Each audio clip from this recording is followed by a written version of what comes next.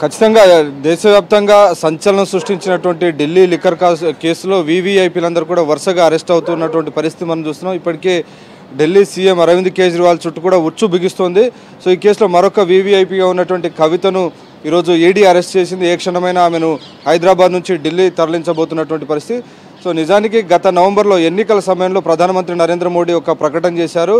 ఈ లిక్కర్ స్కామ్లో ఇన్వాల్వ్ అయి ఉన్నటువంటి వారు ఎవరైనా కానీ, ఎంతటి వారైనా కానీ వారు జైలు ఊచలు లెక్క పెట్టక తప్పదు, వారు ఎస్కేప్ అయ్యేటువంటి పరిస్థితి లేదు. అది మోడీ గ్యారంటీ. మోడీ గ్యారంటీ అంటే పూర్తయ్యేటువంటి గ్యారంటీ అనేటువంటి విషయాన్ని కూడా స్పష్టం చేసినటువంటి పరిస్థితి మనం చూసాం. బహుశా మెదక్ జిల్లాలో జరిగినటువంటి సభలో ఆయన ఈ కామెంట్ చేశారు. డెఫినెట్గా ఎవరైతే ఫోన్లు మార్చారో ఇండైరెక్ట్గా కవితను ఉద్దేశించి ఆ సమయంలో ప్రధానమంత్రి నరేంద్ర మోడీ ప్రకటన చేశారు. డెఫినెట్గా ఈ కేసులో ఇన్వాల్వ్ ఉన్న వారందరినీ కూడా జైలుకు పంపించక తప్పదనేటువంటి ప్రకటన చేశారు. సరిగ్గా రేపు పార్లమెంటు ఎన్నికల షెడ్యూల్ వెలువడుతున్న వేళ ఖచ్చితంగా ఆయన మోడీ గ్యారంటీ నిలబెట్టుకున్నారనేటువంటి ఒక చర్చ మాత్రం జరుగుతున్నటువంటి పరిస్థితి మనకు కనబడుతోంది. నిజానికి గత ఎన్నికల సమయంలో, అసెంబ్లీ ఎన్నికల సమయంలో బీఆర్ఎస్ బీజేపీ ఒకటి అని పెద్ద ఎత్తున కాంగ్రెస్ పార్టీ ప్రచారం చేసింది. దాని ఫలితంగా బీజేపీ 8 స్థానాలకు పరిమితమైనటువంటి పరిస్థితి చూసాం. సో ఈ మొత్తాన్ని పైన బీజేపీ నాయకులందరూ కూడా అధిష్టానానికి నివేదిక పంపించారు. బీఆర్ఎస్ బీజేపీ ఒక్కటయింది, అందుకే కవితను అరెస్ట్ చేయలేదని సొంతంగా నాయకులు బీజేపీలో ప్రస్తుతం ఉన్నటువంటి కొండా విశ్వేశ్వరరెడ్డి లాంటి నాయకులు, రాజగోపాల్ రెడ్డి వారందరూ కూడా ఓపెన్గా కామెంట్ చేసినటువంటి పరిస్థితి మనం చూసాం. సో కవితను అరెస్ట్ చేయకపోవడం వల్లనే బీజేపీకి చాలా భిన్నమైనటువంటి చేదు ఫలితాలు అసెంబ్లీ ఎన్నికల్లో వచ్చాయని వారందరూ నివేదిక ఇచ్చారు. సో ఆ నేపథ్యంలో బీజేపీ అధిష్టానం ఈ మొత్తం వ్యవహారం పైన సమీక్ష చేసింది. సో ఇది ఖచ్చితంగా రాజకీయాలకు సంబంధం లేదని వాదించినప్పటికీ కూడా ఇది క్లియర్గా పొలిటికల్గా కేంద్ర ప్రభుత్వానికి అలాగే బీజేపీకి బీఆర్ఎస్కు ఎటువంటి సంబంధం లేదు అనే విషయాన్ని చెప్పడం కోసం ఈరోజు అరెస్ట్ చేశారనేటువంటి ఒక చర్చ జరుగుతోంది. వెంకటేష్, మనం పొలిటికల్ సంబంధించిన స్పెక్యులేషన్స్ కావచ్చు, పొలిటికల్ చర్చ ఒకవైపు జరుగుతుంది. బట్ డెఫినెట్గా ఒక కేసులో ఒక వ్యక్తిని అరెస్ట్ చేయాలంటే ఆ కేసులో ప్రొసీడింగ్స్ మనం చూస్తాం. గతంలో 2-3 సార్లు విచారణ చేశారు. ఆమె సుప్రీంకోర్టులో పిటిషన్ వేయడం జరిగింది. ఆ తర్వాత హైదరాబాద్కి సిబిఐ టీం వచ్చింది. ఆమె ఇంట్లో ఆమెను విచారణ చేయడం జరిగింది. బట్ ఈ పర్టికులర్ టైంలో ఈరోజు కవితను అరెస్ట్ చేయడానికి ఉన్నటువంటి ప్రధానమైనటువంటి కారణం ఏంటి? ఈ కేసులో ఆమె ఎవరైనా సాక్షుల్ని బెదిరించారా, లేకుంటే ఈ కేసులో ఏదైనా ఒక ప్రత్యేకమైనటువంటి వాంగ్మూలం వచ్చిందా, లేదంటే ఈ కేసులో ఇప్పుడు ఏదైనా ఒక పెద్ద ఆధారం ఈడీ చేతికి దొరికిందా? ఎందుకు ఈ టైంలో కవితను అరెస్ట్ చేయాల్సి వచ్చింది? మీ దగ్గర ఏమైనా సమాచారం ఉందా? ఏం జరుగుతుంది ఈడీలో? అంటే ప్రధానంగా కవితకు ఢిల్లీలో family cannot come. Abhijit, please record. How have they entered? Ask these questions. Kari. अरे मतलब Madam says Bhanupriya Meena says door is open. We have entered. Yes, sir. We have entered. Madam Bhanupriya Meena says search is over and arrest warrant is produced, and now she says hold on, and now she says we can't come in. Family cannot come in, and she also says that she has no transit warrant. She cannot produce before a magistrate, but she wants to make a case. Listen, you have given an undertaking in Supreme Court, and now you're violating it. You're in serious trouble. You're in serious trouble. You have the legal remedy always available. I'm telling you, you have come here on a Friday. Abhijit, please record. How have they entered? Ask these questions. Kari. अरे मतलब Madam says Bhanupriya Meena says door is open. We have entered. Yes, sir. We have entered. Madam Bhanupriya Meena says search is over and arrest warrant is produced, and now she says hold on, and now she says we can't come in. Family cannot come in, and she also says that she has no transit warrant. She cannot produce before a magistrate, but she wants to make a case. Listen, you have given an undertaking in Supreme Court, and now you're violating it. You're in serious trouble. You're in serious trouble. You have the legal remedy always available. I'm telling you, you have come here on a Friday. Abhijit, please record. How have they entered? Ask these questions. Kari. अरे मतलब Madam says Bhanupriya Meena says door is open. We have entered. Yes, sir. We have entered. Madam Bhanupriya Meena says search is over and arrest warrant is produced, and now she says hold on, and now she says we can't come in. Family cannot come in, and she also says that she has no transit warrant. She cannot produce before a magistrate, but she wants to make a case. Listen, you have given an undertaking in Supreme Court, and now you're violating it. You're in serious trouble. You're in serious trouble. You have the legal remedy always available. I'm telling you, you have come here on a Friday. Abhijit, please record. How have they entered? Ask these questions. करी अरे मतलब madam से Banupriya Meena Sir, door is open. We have entered. Yes, sir. We have entered. Madam Banupriya Meena says, Madam Banupriya Meena says, search is over and arrest warrant is produced, and now she says, hold on, and now she says, we can't come in. Family cannot come in. Right, మనం చూడొచ్చు కవితను arrest చేసిన తర్వాత కవిత సోదరుడు కేటీఆర్ మాజీ మంత్రి ప్రస్తుతం ఆమె నివాసంలోకి వెళ్ళారు. నివాసంలోకి వెళ్ళిన తర్వాత ఈడీ అధికారులతో ఆయన ఒక వాగ్వాదము లేదంటే ఆమె వాళ్ళతో మాట్లాడుతున్నటువంటి ఒక దృశ్యాన్ని మనం చూస్తున్నాం. ముఖ్యంగా ఒక ట్రాన్సిట్ వారెంట్ లేకుండా కవితను అరెస్ట్ చేశారు. అది కావాలని శుక్రవారం రోజు, ఎందుకంటే శనివారం ఆదివారం కోర్టు ఉండదు కాబట్టి శుక్రవారం అరెస్ట్ చేస్తున్నారు, కావాలని చేస్తున్నారు. ట్రాన్సిట్ వారెంట్ లేకుండా ఏ విధంగా అరెస్ట్ చేస్తారు అనేటువంటి మాట ఆయన ఈడీ అధికారులతో చర్చిస్తున్నటువంటి దృశ్యాన్ని మనం చూడొచ్చు. దాని తర్వాత సోదాలు చేసిన తర్వాత కూడా, అరెస్ట్ వారెంట్ ఇచ్చిన తర్వాత సోదాలు చేసిన తర్వాత కూడా ఎందుకు బంధువులను కుటుంబ సభ్యుల్ని లోపలికి అలో చేయట్లేదు అనేటువంటిది కూడా ఆయన కేటీఆర్ చాలా స్పష్టంగా తన చేతిలో అరెస్ట్ ఏదైతే ఉందో వారెంట్తో పట్టుకొని ఆయన మాట్లాడుతున్నటువంటి దృశ్యాన్ని మనం చూడొచ్చు. ఎన్ఫోర్స్మెంట్ డైరెక్టరేట్ అధికారులు కవితను అరెస్ట్ చేసిన తర్వాత దాదాపు అరగంట లోపలనే అక్కడికి కేటీఆర్ హరీష్ రావు చేరుకున్నారు. కేటీఆర్ లోపలికి వెళ్ళారు. అధికారులు ఆయన అక్కడ నిలువరించారు, మీరు రాకూడదంటూ. అప్పుడు ఆయన అధికారులతో మాట్లాడడం జరిగింది. చాలా స్పష్టంగా ట్రాన్సిట్ వారెంట్ లేకుండా ఏ విధంగా అరెస్ట్ చేస్తారు, అది కావాలని శుక్రవారం రోజు మీరు కావాలని అరెస్ట్ చేస్తున్నారు. అట్ ద సేమ్ టైం సోదాలు ముగిసిన తర్వాత ఎందుకు లోపలికి బంధువుల్ని పంపరు, అరెస్ట్ కంప్లీట్ అయిన తర్వాత ఎందుకు బంధువుల్ని అలో చేయట్లేదు అనేటువంటిది ఆయన అధికారుల్ని, ముఖ్యంగా ఈడీ అధికారిని ఆయన క్వశ్చన్ చేస్తున్నటువంటి దృశ్యాన్ని మనం చూస్తున్నాం. కవిత అరెస్ట్ తర్వాత జరుగుతున్నటువంటి నాటకీయ పరిణామాలను మనము స్క్రీన్ మీద చూస్తున్నాం. దాదాపు ఏడాదిన్నరగా కవిత ఈ కేసులో ఆరోపణలు ఎదుర్కొంటున్నారు. దాదాపు 3-4 సార్లు ఇప్పటికే ఆమె సిబిఐ ఎన్ఫోర్స్మెంట్ డైరెక్టరేట్ విచారణకు హాజరయ్యారు. ఆమె ఈరోజు అరెస్ట్ సడన్ గా దాదాపు మధ్యాహ్నం సమయంలో 10 మంది ఎన్ఫోర్స్మెంట్ డైరెక్టరేట్ అధికారులు ఢిల్లీ నుంచి వచ్చారు. డైరెక్ట్ గా కవిత నివాసం చేరుకున్నారు. అక్కడ కవిత ఫోన్స్ ను సీజ్ చేశారు. ఆ తర్వాత ఆమెతో పూర్తిగా విచారణ చేసిన తర్వాత ఆమెను అరెస్ట్ చేస్తున్నట్లు ఒక వారెంట్ జారీ చేశారు. ఆ తర్వాత ఆమెను అదుపులోకి తీసుకున్నారు.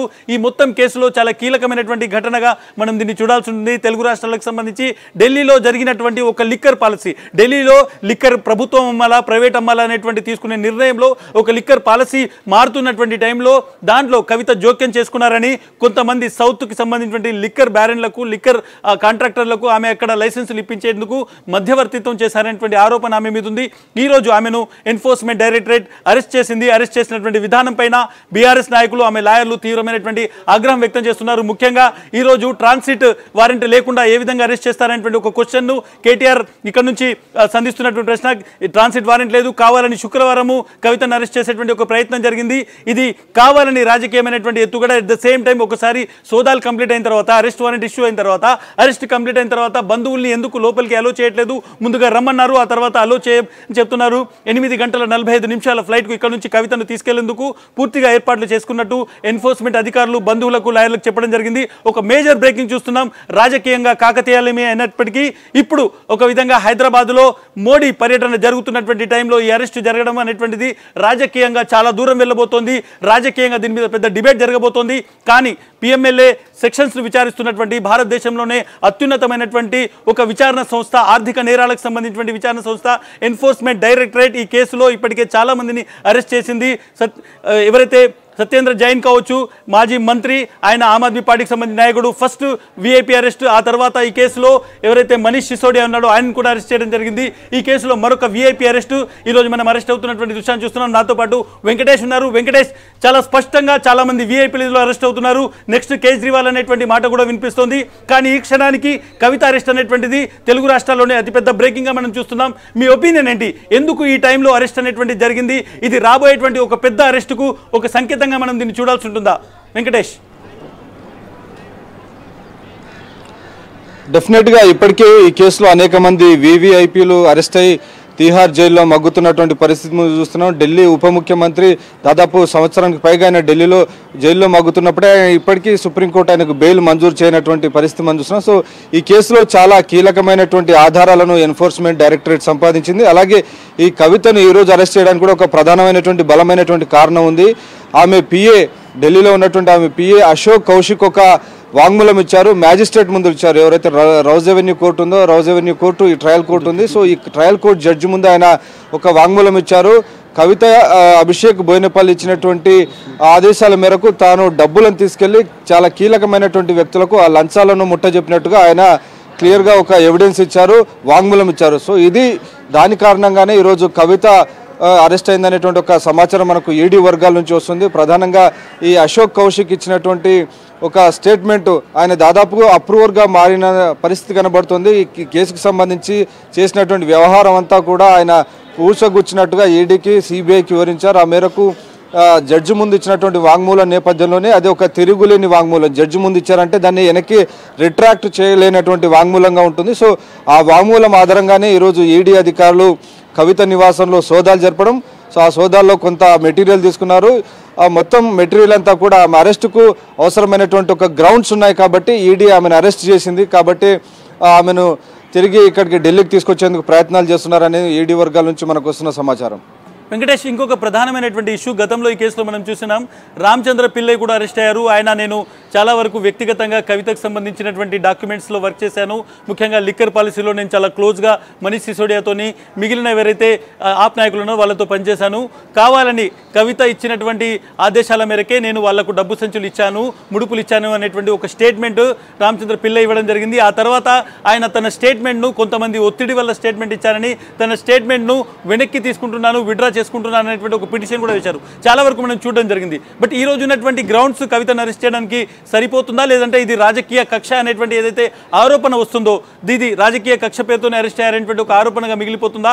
కేసు ముఖ్యంగా ఇక్కడ నుంచి బెయిల్ వరకు వెళ్ళినప్పుడు, కోర్టుకు వెళ్ళినప్పుడు ఈ అరెస్ట్ నిలబడేటువంటి అవకాశం ఉందా?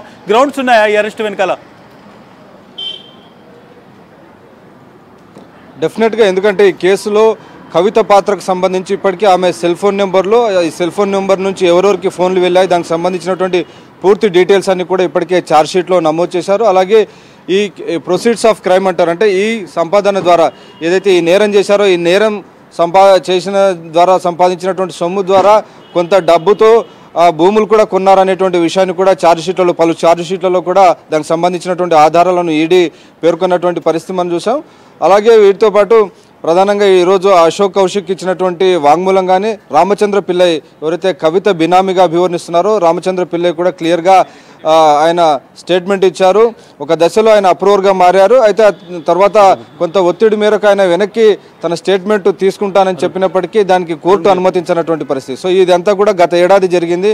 ఆ సమయంలో మన ఇద్దరం ఈడీ కార్యాలయం వద్ద దీనికి సంబంధించినటువంటి లైవ్ రిపోర్టింగ్ ఇచ్చాం. డెఫినెట్గా ఆ సమయంలోనే చాలా ఉత్కంఠ నెలకొంది. అప్పుడే ఆమెను అరెస్ట్ చేస్తారని భావించినప్పటికీ రకరకాల కారణాలతో అప్పటికి అరెస్ట్ జరగలేదు. కానీ తాజాగా అరెస్టు వెనుక ఉన్నటువంటి ప్రధానమైనటువంటి కారణం ఆమె పిఏ అశోక్ కౌశిక్ ఇచ్చినటువంటి వాంగ్మూలం, జడ్జి ముందు ఇచ్చినటువంటి వాంగ్మూలమే దీనికి పెద్ద సోర్స్గా, పెద్ద గ్రౌండ్గా చెప్తున్నారు. రైట్, మనం చూడొచ్చు దృశ్యాల్లో చాలా స్పష్టంగా కవిత కేటీఆర్తో మాట్లాడుతున్నటువంటి దృశ్యాలు కూడా ఎక్స్క్లూజివ్గా మన స్క్రీన్ మీద చూస్తున్నాం. కవిత కేటీఆర్ ఒకే ఫ్రేమ్లో ఉన్నారు, వాళ్ళిద్దరు మాట్లాడుతున్నారు. ముఖ్యంగా ఈ కేసుకు సంబంధించి ముందు నుంచి కూడా కవిత విచారణ సందర్భంగా కేటీఆర్ చాలా క్లోజ్గా దీన్ని మానిటర్ చేస్తూ వచ్చారు.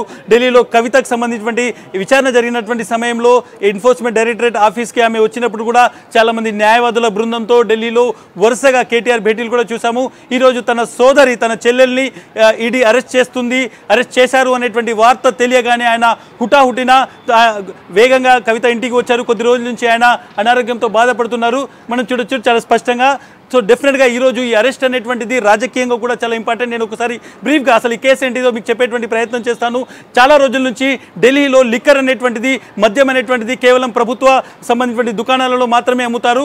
కానీ రెండోసారి అధికారంలోకి వచ్చిన తర్వాత అరవింద్ కేజ్రీవాల్ దీన్ని ఒక ప్రైవేట్ కంపెనీలకు ఇవ్వాలి, దీన్ని ఎక్స్పాండ్ చేయాలి అనేటువంటి ఆలోచన చేసి కొత్తగా ఒక స్కీమ్ని తీసుకొచ్చారు. ముఖ్యంగా ఒక పాలసీని తీసుకొచ్చారు. ఈ లిక్కర్ పాలసీ మీద ముందుగా అధికారుల కమిటీ వేశారు, ఆ తర్వాత మంత్రుల కమిటీ వేశారు, ఆ తర్వాత లిక్కర్ పాలసీని ఓకే చేశారు. ముఖ్యంగా L1 కేటగిరీ అంటే పెద్ద ఎత్తున లిక్కర్ అమ్మేటువంటి పెద్ద పెద్ద షాపులు, షాపింగ్ మాల్ల లాగా ఏర్పాటు చేసే విధంగా చాలా చోట్ల L1 అథారిటీ ఉన్నటువంటి లైసెన్సులను, ముఖ్యంగా సౌత్కు సంబంధించి, దక్షిణ భారతదేశానికి సంబంధించి మాగుంట శ్రీనివాసరెడ్డి లాంటి వాళ్లకు చాలా మందికి లైసెన్సులు ఇప్పించేటువంటి ప్రయత్నం జరిగింది. ఆ లైసెన్సులు ముఖ్యంగా కవిత ద్వారా లైసెన్సులు ఇప్పించారు అనేటువంటిది ఇక్కడ ఉన్నటువంటి ప్రధానమైనటువంటి ఆరోపణ. ఆమె మధ్యవర్తిత్వం చేశారు. ఢిల్లీలోని ఓబరాయ్ హోటల్లో జరిగినటువంటి ఒక మీటింగ్లో ఆమె పాల్గొన్నారు, 10 దఫాలు ఢిల్లీకి వచ్చారు అనేటువంటి ప్రధానమైనటువంటి అభియోగాలు ఆమె మీద ఉన్నాయి. ఈ కేసు బయటికి రావడం కూడా డెఫినెట్గా లెఫ్టినెంట్ గవర్నర్గా ఉన్నటువంటి ఢిల్లీ లెఫ్టినెంట్ గవర్నర్ ఒక లేఖ రాశారు. ఇందులో అవకతవకలు జరిగాయని, ఆ తర్వాత దీని మీద విచారణ జరిగింది. ఆ తర్వాత ఇందులో సిబిఐ, ఈడీ మొత్తం ఎంక్వైరీ చేయడం జరిగింది. దాదాపు 7.5 పైగా ఈ విచారణ కొనసాగుతోంది. ప్రధానంగా ఇప్పటికే ఇద్దరు సీనియర్ మంత్రులు ఆమ్ ఆద్మీ పార్టీకి సంబంధించి అరెస్ట్ అయినటువంటి దృశ్యాలు చూస్తున్నాం. హైదరాబాద్కు సంబంధించి కూడా కొన్ని లింక్స్ ఉన్నాయి. ఇందులో కొంతమంది ఇప్పటికే బెయిల్ మీద ఉన్నారు, ఇంకొంతమంది అరెస్ట్ అయ్యి జైల్లో ఉన్నటువంటి సిచ్యువేషన్. బట్ డెఫినెట్గా ఈ రోజు కవిత అరెస్ట్ అనేటువంటిది ఈ క్షణానికి ఉన్నటువంటి పెద్ద బ్రేకింగ్. నాతో పాటు ముఖ్యంగా లీగల్కి సంబంధించి మాట్లాడేందుకు అరుణ్ అనేటువంటి న్యాయవాది నాతో ఉన్నారు.